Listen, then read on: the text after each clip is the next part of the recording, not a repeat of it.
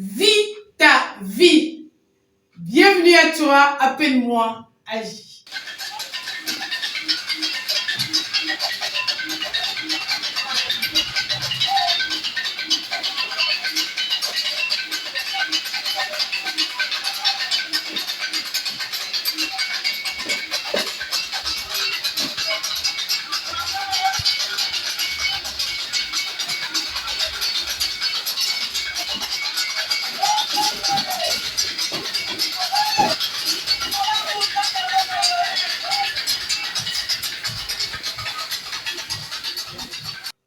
Sors de la compétition sociale. C'est une compétition stupide, permet le terme. Et c'est une compétition débile qui ne mène nulle part. Tout ce qu'on t'exige, le corps parfait, le mariage parfait, des enfants parfaits, le travail parfait, qu'en feras-tu? Et qui sait ce que tu endures dans l'ombre? Sors de la compétition sociale et vis ta vie. J'allais dire, deviens libre. Libère-toi, premièrement, du regard d'autrui.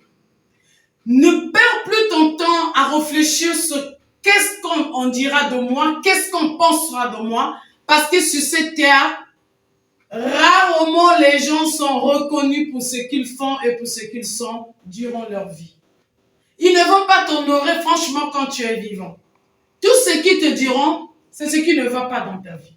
Tout ce qu'ils te diront aura pour objectif de te blesser et surtout de te rabaisser. Et même le regard, il y a des regards très blessants. Alors libère-toi déjà du regard d'autrui. Habille-toi comme tu veux, sois la personne que tu veux et sors, va faire ce que tu devrais faire pour atteindre tes objectifs. Ne te préoccupe plus du regard d'autrui. Libère-toi de l'affection d'autrui.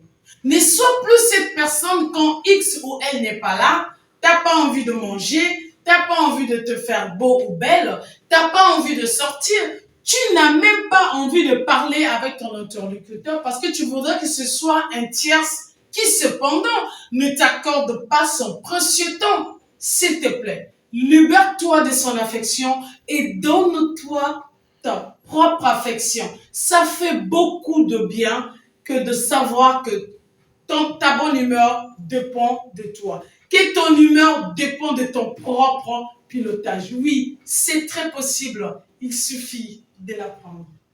Libère-toi des biens d'autrui.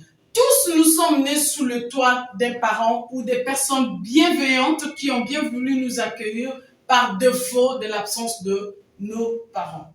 Ils ont pris soin de nous, c'est bien, mais nous avons grandi, nous avons un certain âge. Si nous vivons chez quelqu'un aujourd'hui, prenons le temps de réfléchir et de nous faire un délai pour partir de là. Je vous assure que j'ai vécu chez beaucoup de gens.